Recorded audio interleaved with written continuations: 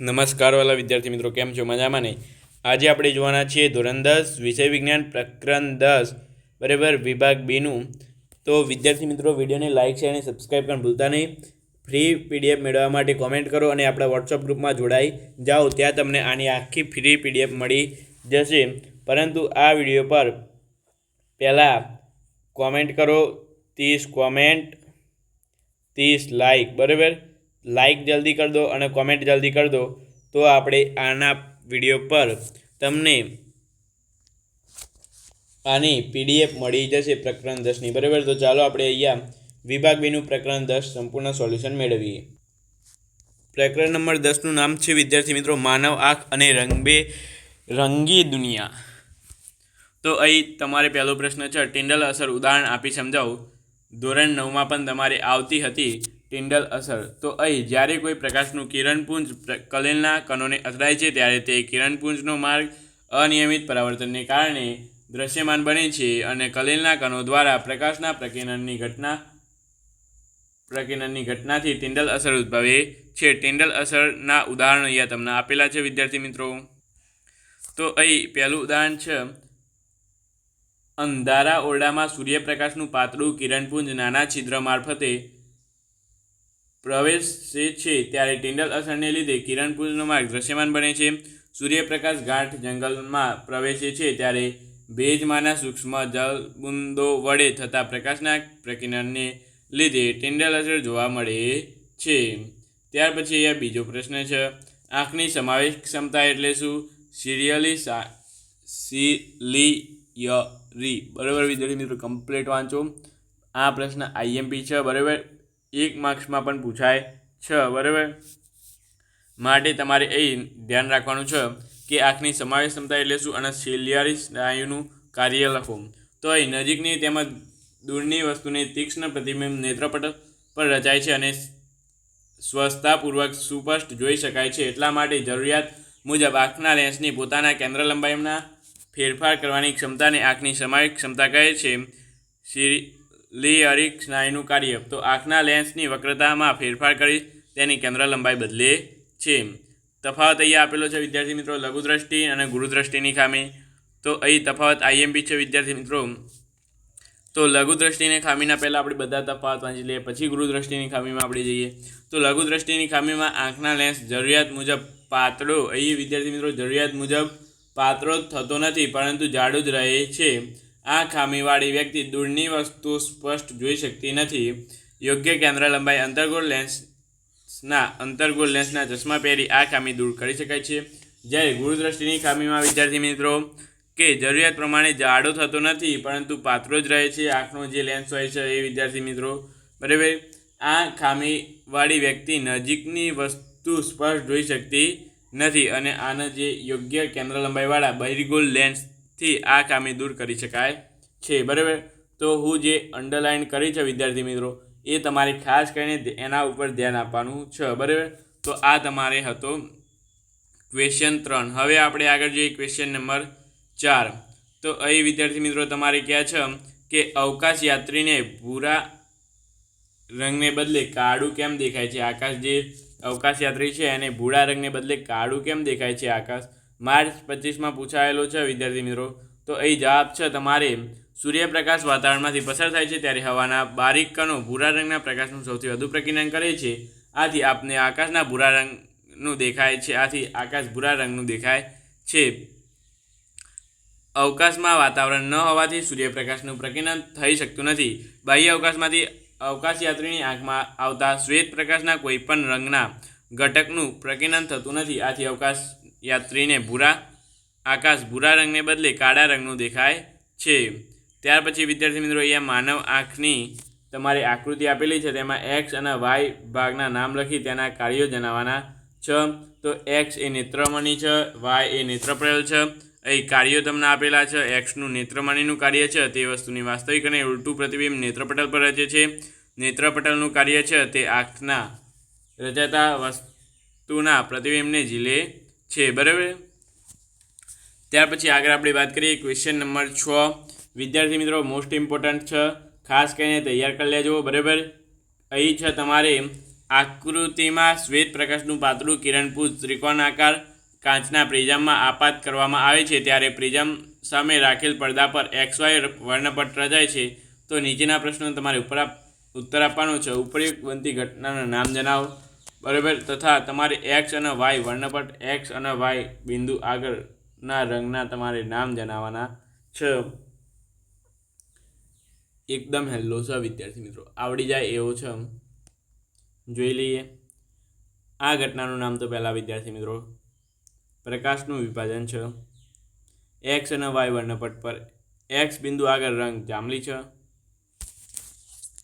X બિંદુ આગળ રંગ કયો છે?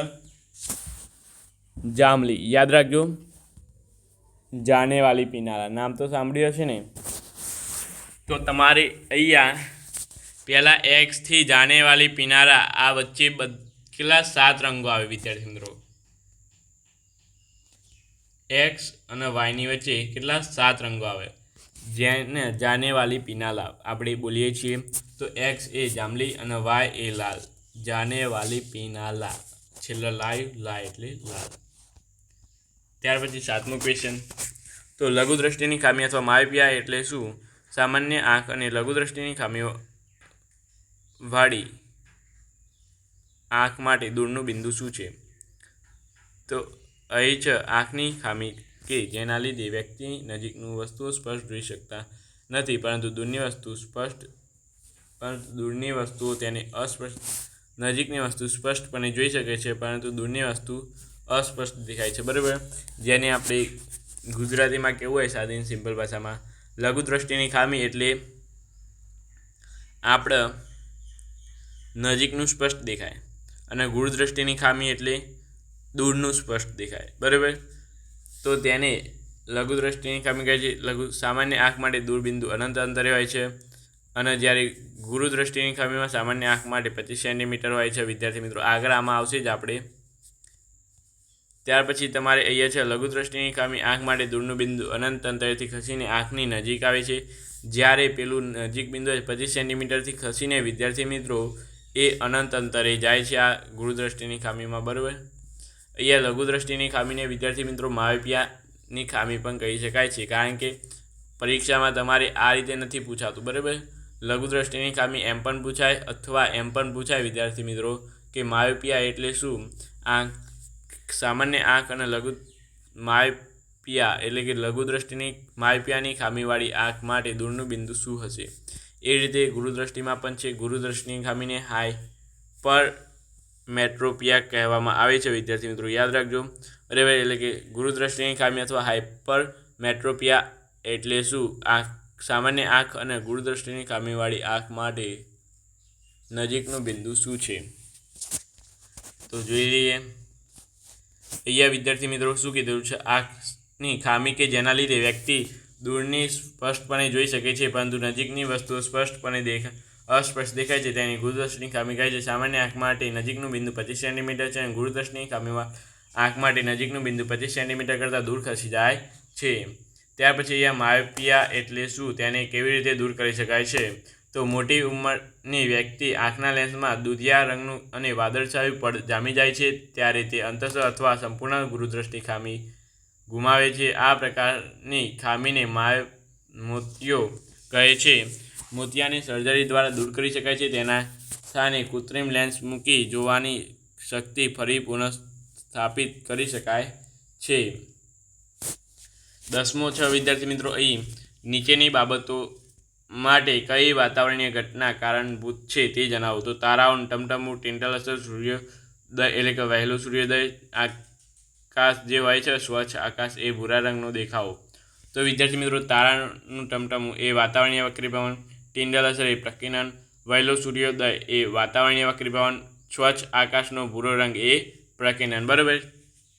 તો આ બાબતો વાતાવરણની ઘટનાને કારણભૂત છે, બરાબર, તે તમારે કહી શકાય.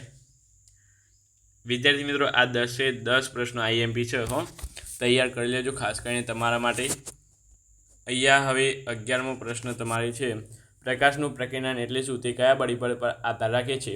તો સૂક્ષ્મ કણો અને અણુઓ વડે બધી દિશામાં થતા પ્રકાશના વિખેરણની કે વિચલનની ઘટનાને પ્રકાશનું પ્રકીર્ણન કહે છે. પ્રકીર્ણન પામતા પ્રકાશનો જથ્થો કે પ્રકાશની આવૃત્તિ પર અને પ્રકીર્ણન ઉપજાવતા કણોના પરિણામ પર આધાર રાખે છે.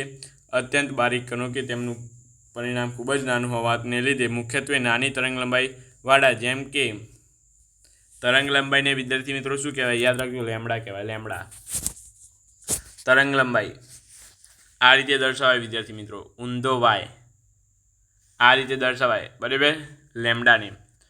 એટલે કે અહીંયા અત્યંત બારીક કણો કે જેનું પરિણામ ખૂબ જ નાનું હોવાને લીધે તેને મુખ્યત્વે નાની તરંગલંબાઈવાળા જેમ કે વાદળી રંગના પ્રકાશનું પ્રકીર્ણન કરે છે.